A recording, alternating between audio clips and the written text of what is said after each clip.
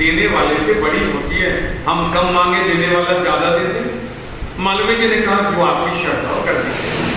सेठ जी ने 50,000 रुपये मुन्नीर से मंगवाए और उन्हें दे दिए। मालवीय जी चौंक गए, तो साथी तो कहते बड़ा कंजूस है ये, और 50,000 रुपये। सेठ जी ने देखा तो मालवीय जी से पूछा कम है और दो?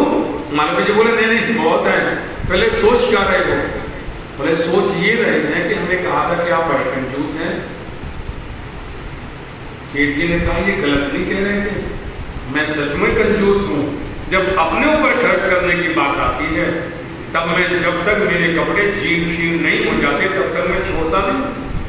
सात्विक भोजन करता हूँ, दाल रोटी खाता हूँ, सब्जी खाता हूँ, सादा भोजन करता हूँ, जहाँ मैं कंजूसी करता हूँ।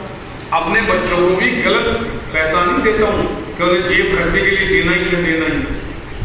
जेब खर्च की जरूरत कहाँ है? अरे बच्चे हैं, घर में भोजन करते हैं, नाश्ता करते हैं, जो सब खाते हैं वही वो खाए। फिर जेब खर्च की बात कहाँ ही है? ना बच्चों को जेब खर्चे में पूरी कंजूसी करता हूँ उस मामले में।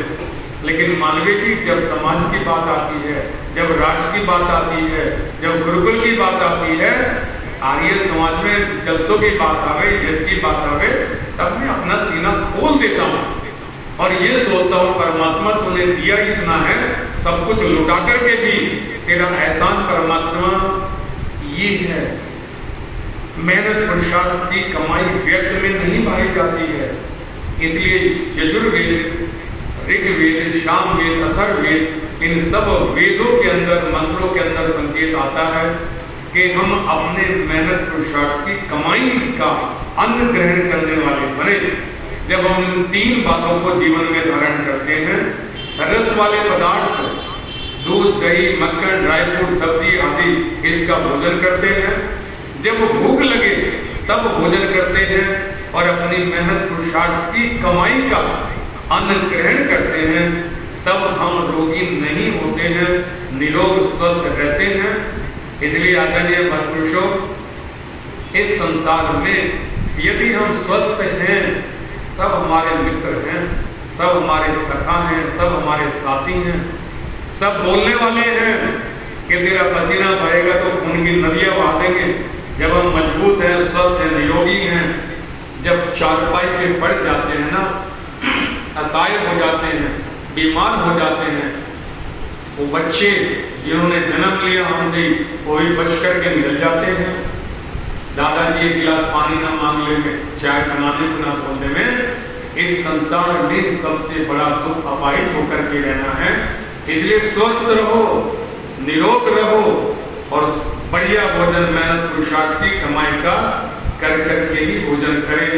बढ़िया स्वस्थ रहें, निरोग रहें, खिलखिलाते रहो, मुस्कुराते रहो, चेहरे पे उदासी मत रखा करो, क्योंकि मुस्कुराने का, खुश रहने का जो जज्बा परमात्मा ने दिया है वो मनुष्य को ही दिया है। कोई कहे सांप से तू मुस्कुरा करके दिखा दे, शेर से कहे तू हंस करके दिखा दे, नहीं, केवल मनुष्य के बात में है ये जज्बा, ये गॉड गिफ्ट परमात्मा की देन है। इसलिए खुश रहते हुए, आनंद में रहते हुए, मुस्कुराते हुए और परमात्मा का धन्यवाद ये करते हुए, प्रभु तूने जितना मुझे दिया है इतना करोड़ों लोगों के पास में नहीं है, जितना मेरे पास में इतना करोड़ों के पास में नहीं है। ये छोटी बात है क्या? बहुत बड़ी बात है। इसलिए भगवान का धन्यवाद करो।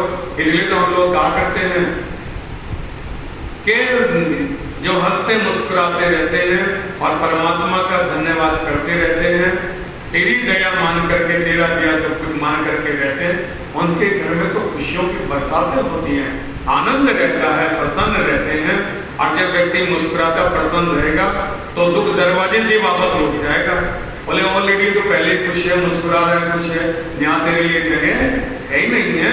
इसलिए हंसते मुस्कुराते हुए, खिलखिलाते हुए जीवन जियो और अपने खान पीन का ध्यान रख करके स्वस्थ निरोग रहो। यही वेद का संदेश है। आज के इन विचारों को आपके बीच में रखा, आप सभी ने धैर्य पूर्वक सुना। इन शब्दों के साथ सभी के लिए जीवे भी श्रद्धा सदन की भावना से वाणी को विराम। ओम शांति। ओम देव शांति, अंतरिक्षं शांति, पृथ्वी शांति, आप शांति, रोषधय शांतय शांति विश्वे देव शांति ब्रह्म शांति सकलं शांति शांतिरेव शांति श्यामा शांतिरेधि। ओम शांति शांति शांति।